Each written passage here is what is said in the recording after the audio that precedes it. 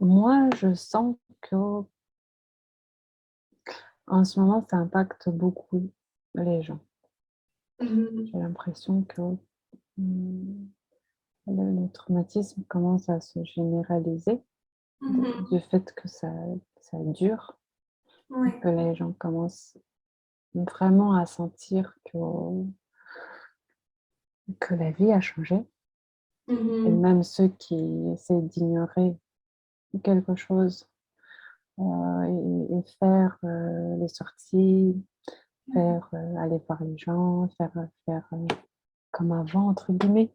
Mhm. Ils peuvent pas le faire comme avant parce que c'est plus comme avant.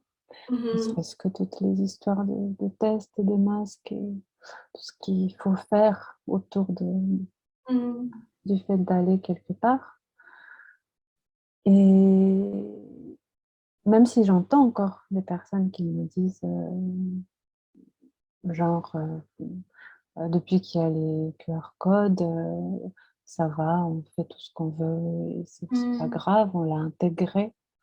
Mais de façon générale, je vois beaucoup plus de tristesse et de sentiment de perte Mhm. de quelque chose et ce que je ressens moi-même aussi,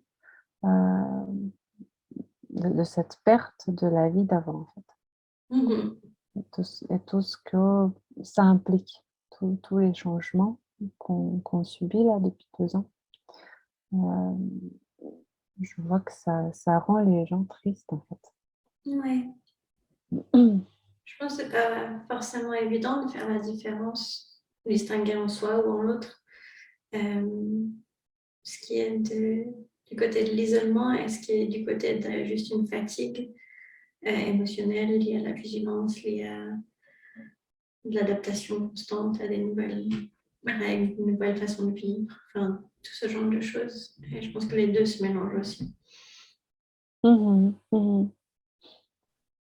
Oui, la fatigue générale, l'impact que ça a sur, la vie quotidienne et les relations avec les proches, c'est devenu et le travail aussi, c'est devenu quelque chose qui est hyper mélangé. Mm. Par exemple, là, aujourd'hui, ce matin, j'ai eu une patiente qui c'était sur ça. Le sujet, c'était comment démêler la relation de couple et Mhm. l'isolement social qu'ils sont en train de vivre tous les 2, de Mhm. part qu'ils sont en plus expatriés, depuis il y a pas longtemps. Mhm. Et du coup, ce sentiment, est-ce que juste c'est moi qui vais pas bien parce que je vois pas les gens, je sors pas et je fais que travailler en télétravail? Ou c'est le couple qui va pas bien parce que, vraiment il y a des problèmes de couple, tu vois? Mhm. Et donc ça questionne, autour de fonctionnement du couple. Mhm. Hem et ça fait poser des questions, du futur aux Mhm. personnes, de est-ce que même, heu, est-ce que j'ai bien choisi mon partenaire? Mhm. Est-ce qu'on va réussir à gérer tout ça? Et vraiment ça s'en mêle beaucoup, beaucoup et c'est difficile de faire la part des choses. Même si la personne peut être consciente du fait que, je me sens isolée et je suis Ouais. pas satisfait Mhm.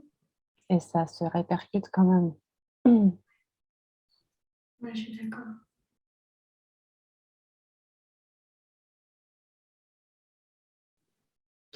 Et je pense que ça se joue aussi au niveau de la qualité de la relation qu'on peut avoir.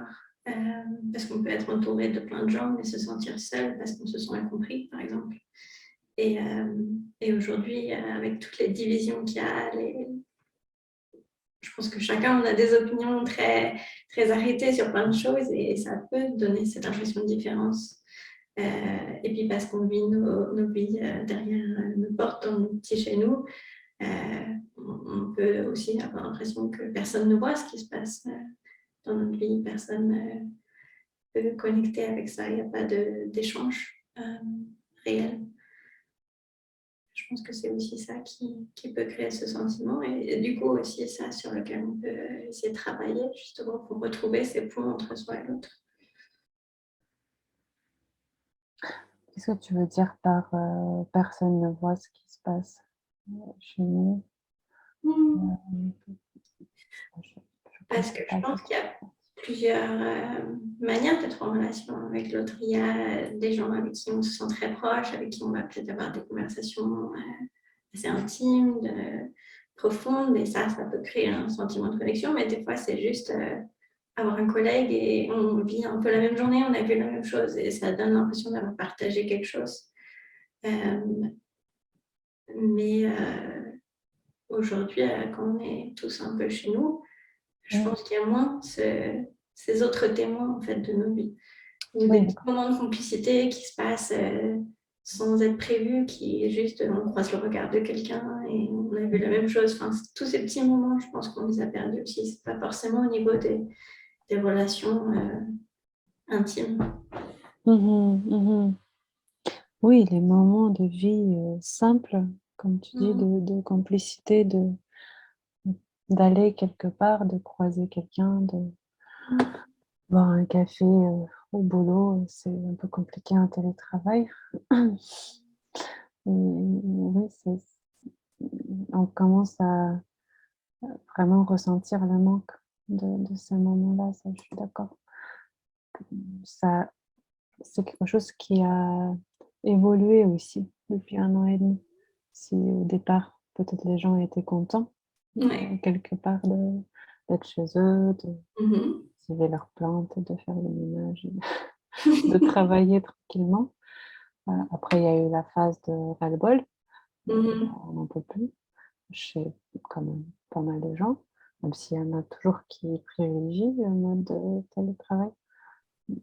Et là, c'est vraiment l'impact qui est visible de moi aussi je le ressens depuis que je suis passée qu'en téléconsultation. Juste Mhm. des moments d'aller au cabinet, physiquement aller à l'endroit, Mhm. aller au cabinet, dans la cuisine, faire monter, discuter quelques minutes avec un collègue, accompagner le patient, revenir. Juste ces moments-là, c'est quelque chose qui, effectivement, qu'on ne voyait pas comme quelque chose d'important. En tout cas, moi, je ne voyais pas ça comme quelque chose Ouais. d'important et qui manque cruellement maintenant qu'on les a plus, ces moments-là, Ouais. clair. C'était aussi pareil. J'ai beaucoup retrouvé ça quand l'année dernière, on a fait l'école à la maison. Du coup, on a Mhm. socialement perdu ça aussi, ce lien avec l'école, les parents, tout ça. Et quand on est retourné cette année à l'école, c'était comme, je sais pas, comme une bouffée d'oxygène quelque part, dans le sens où enfin, il y a une dynamique. Les gens se retrouvent autour de la même heure quand on dépose les enfants, quand on les récupère, les échanges, tout ça, même si ça reste quand même un peu superficiel, mais Ouais.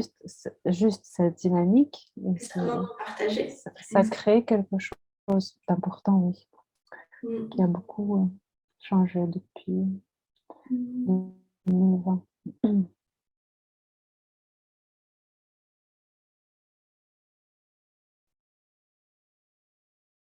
Qu'est-ce que toi tu vois par rapport à tes propres changements dans ta vie à toi? Euh, ben, de mon côté, il y a eu pas mal de changements parce qu'il y a eu la pandémie et un déménagement en même temps. Donc, deux choses qui peuvent facilement justement créer l'isolement parce que plein de changements au niveau pratique, juste perdre de son réseau, mais aussi, je pense, au niveau avoir l'impression de ne plus avoir la même vie ou de vivre quelque chose que les autres ne peuvent pas forcément comprendre. Euh, Ça en soi, ça peut créer une distance entre soi et l'autre. Donc, je pense que, ouais, il y a eu tout ça qui s'est ajouté et c'est vrai que c'est pas toujours facile de retourner vers l'autre, de faire cet effort. Parce que du coup, c'est plus un effort. Il faut vraiment prendre le temps et l'énergie d'aller vers l'autre pour trouver ces moments. Et ouais, c'est pas toujours facile.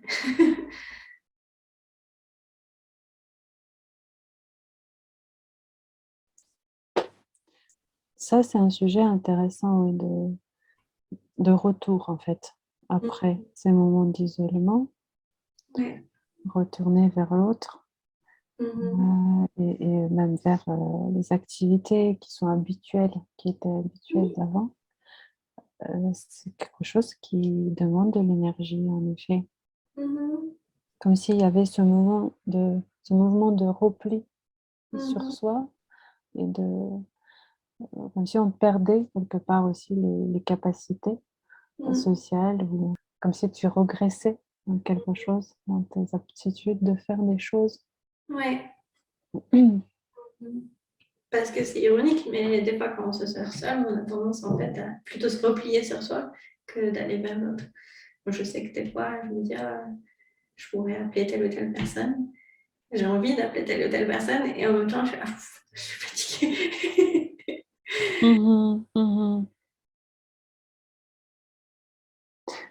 Oui, aussi, effectivement, la fatigue quelque part, c'est pareil, hein, c'est comme un muscle social ou émotionnel. Si avant, c'était OK, on sortait, on faisait des choses, on voyait des gens et on développait Ouais. régulièrement cette capacité de le faire.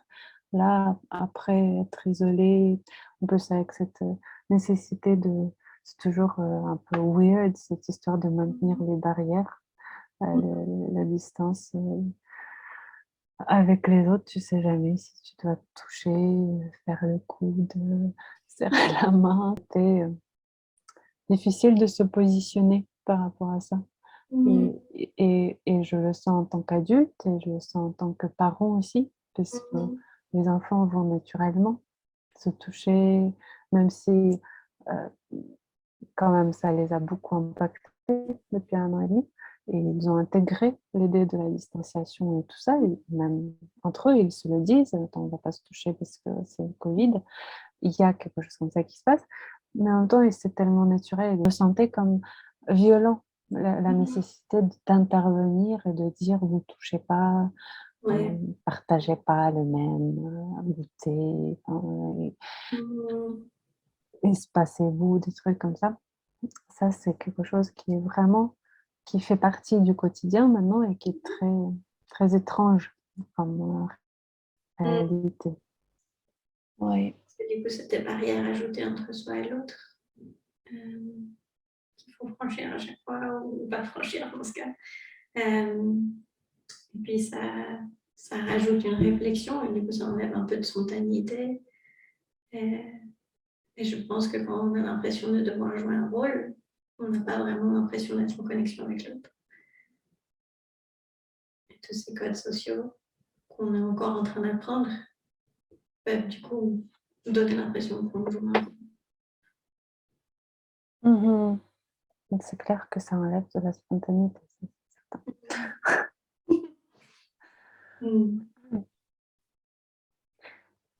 Et oui, parfois, ça donne envie de ne pas chercher à franchir la barrière.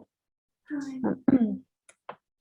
Ou parfois, ça a un effet inverse, où tu as trop envie de retrouver une connexion, un lien, je ne sais pas si tu ressens ça. Et c'est comme si ça devenait un peu à vif. Mm. Je vais à tout prix Ouais. aller quelque part avec cette copine parce que j'en peux plus. Il y a un truc comme ça aussi. Alors que, alors qu'avant, il n'y avait pas cette amplitude de réaction. Mm.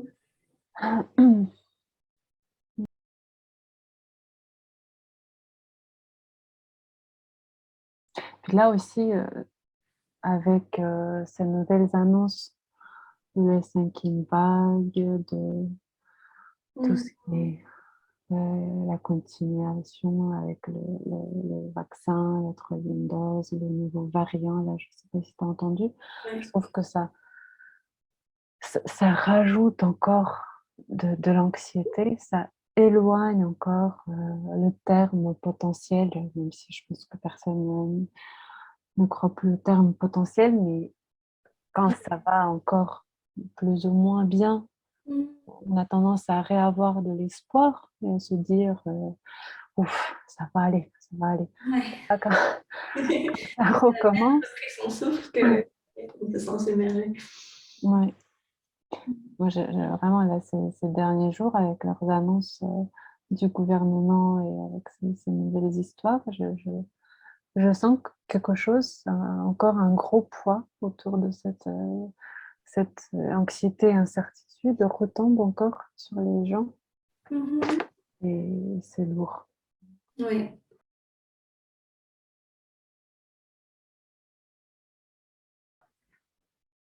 Puis là, en plus, on approche des fêtes, qui peut toujours être un moment difficile parce qu'il y a cette attente que justement ce soit un moment d'échange, de connexion.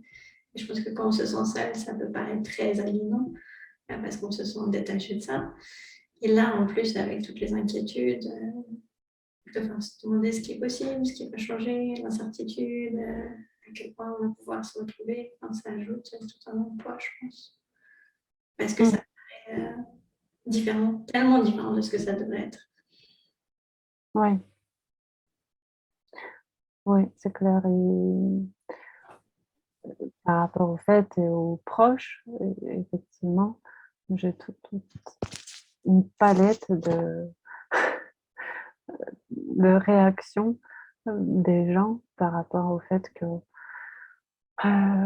ça recommence chez certains. Je vais pas y aller parce que j'ai peur de transmettre le virus à mes proches, parce qu'il y en a qui étaient traumatisés par le fait de se déplacer, de ramener dans leur famille le virus et de voir des conséquences qui sont parfois tout va bien, il n'y a pas de souci, mais parfois j'ai une patiente par exemple qui est allée en Russie et dans l'avion visiblement elle a été infectée, elle a transmis à ses grands-parents, à sa maman qui est âgée, etc. Et tout le monde était en hôpital et elle a tellement de culpabilité qu'elle ne veut plus y aller. Et, et, et derrière, sa maman lui reproche de ne pas vouloir y aller. Donc, enfin, et puis il y en a d'autres qui pensent que qui soit ont eu une expérience complètement différente, même quand ils étaient eux-mêmes malades, ça n'a rien fait, c'est pas grave, ils considèrent que c'est pas grave, mais chez leurs proches, c'est pareil, donc ils se sentent plus libres de se déplacer, d'aller voir les gens et tout ça. Et ce que tu disais tout à l'heure par rapport à la division, c'est ça aussi qui crée la division, genre ceux qui l'ont eu d'une manière facile, ils disent mais ce qu'il y a, de quoi t'as peur, pourquoi? Et ceux qui se sentent coupables d'avoir transmis ou d'avoir eu quelque chose de plus grave, ils se sentent incompris. Ouais, je pense que c'est vraiment au niveau de l'incompréhension que ça se joue.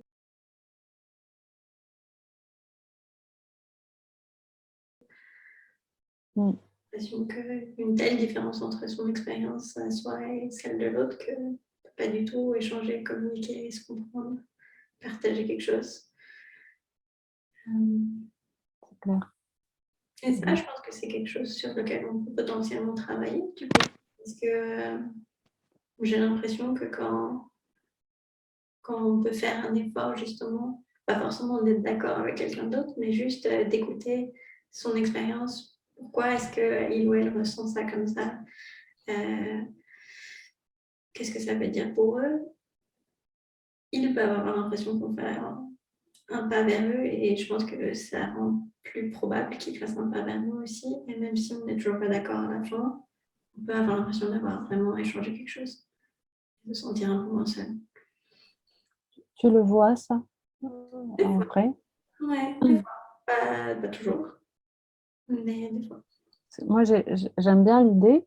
Je pense qu'en tant que psy, c'est ce qu'on fait, parce qu'on accueille la souffrance des gens et on a suffisamment de distance pour pouvoir ne pas créer de polémiques.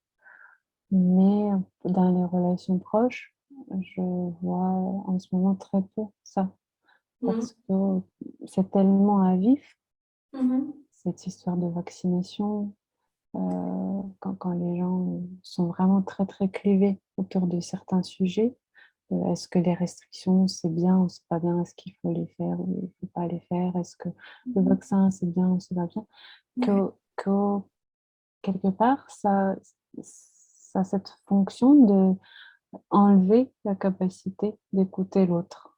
Mhm. Et parce que c'est vécu comme une attaque et en plus, c'est véhiculé aussi comme une attaque par le gouvernement, genre les non-vaccinés, on va vous confiner parce que vous êtes dangereux. Donc, ça crée cette polarisation parmi les gens qui commencent à dire et sentir la même chose. Et ça devient très, très compliqué d'écouter le point de vue de l'autre. Et c'est une source de gros conflits là, dans les familles. C'est facile d'avoir l'impression que l'autre est contre nous, du coup. C'est pas juste Ouais, différent, mais contre nous. c'est ça, oui. Parce qu'il y a cette menace derrière.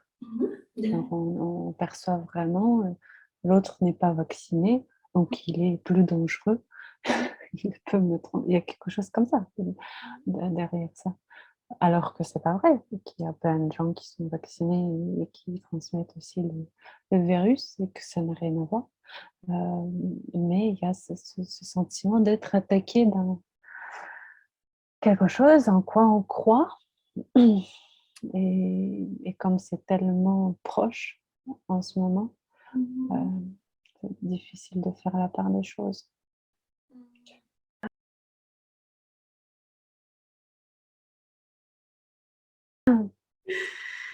Ça Ouais. me donne de l'espoir. Mhm. Enfin, en tout cas, dans mon expérience à moi, je peux essayer de chercher ce qui me donne de l'espoir. C'est un peu ce qu'on vient de se dire, mais dans l'autre sens. Ces moments de complicité, même si ils sont rares, Mhm. il faut les chercher, il faut les créer, il faut faire Ouais. le plus d'efforts pour les avoir. Mais du coup, si on plonge dans le désespoir, on n'en cherche plus Mhm. trop. Euh, si on met de l'énergie là-dedans, dans ce qui est possible, en créant ce genre de moment, ça va aussi, je pense, avec, même s'il n'y avait pas de Covid, même si le Covid, ça empire gravement les choses. Mais je pense que le mois de novembre, c'est pas un mois facile de toute façon, qu'il y ait Covid ou pas. Euh, donc, on est amené quand même à faire un peu plus d'efforts pour se créer des moments cosy et sympas quand Ouais. il fait gris et froid et tout ça. Mhm. Donc, ces efforts-là, ça redonne de l'espoir. Ouais. Ça, ça- en tout cas, ça recrée quelque chose de chaleureux. Mhm. Et quand physiquement, on se sent bien, et un peu plus reposé, un peu plus cocooné dans quelque chose, j'ai tendance plutôt à me dire ça va aller. Donc c'est pour Mhm. ça que je lis l'espoir et ça. Ouais. Et je pense que du coup, c'est aussi prendre conscience de là où on se sent seul et qu'est-ce qui dans notre vie nous fait se sentir seul. Parce que du coup, c'est pas forcément au niveau d'essayer d'avoir 10 000 interactions et de rajouter de plus en plus, parce que ça peut juste créer un épuisement et mener à rien. C'est plutôt la Mhm. qualité des interactions et du coup, vraiment créer des occasions pour qu'il y ait un réel échange. Et ça peut faire une énorme différence. Oui, les vrais échanges et les vraies connexions, même si, comme on disait tout à l'heure, c'est plus compliqué, mais le, Mhm. le- le fait de donner de l'énergie à ça, ça, Ouais. ça rompt l'isolement, Mhm. c'est sûr. Ouais. Puis ça peut prendre plein de formes. Ça peut être avoir une conversation profonde, mais ça peut aussi juste être partager un moment de légèreté avec quelqu'un, rire ensemble, ce genre de choses. Mhm. Enfin, que quelque chose entre soi et l'autre est passé. On a été vu. Oui, donc les liens, Mhm. renforcer les liens, créer des moments de complicité, les soins par rapport au corps et se sentir un peu cosy et cocooné, créer des moments avec des proches où on peut être bien. Mhm.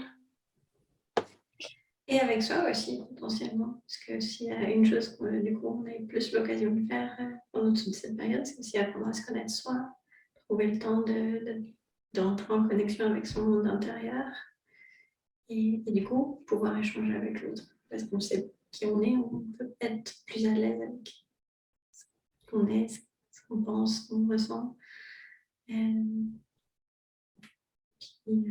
Trouver d'autres moments de connexion avec la nature, par exemple. C'est pas forcément besoin de passer par un autre humain, je pense.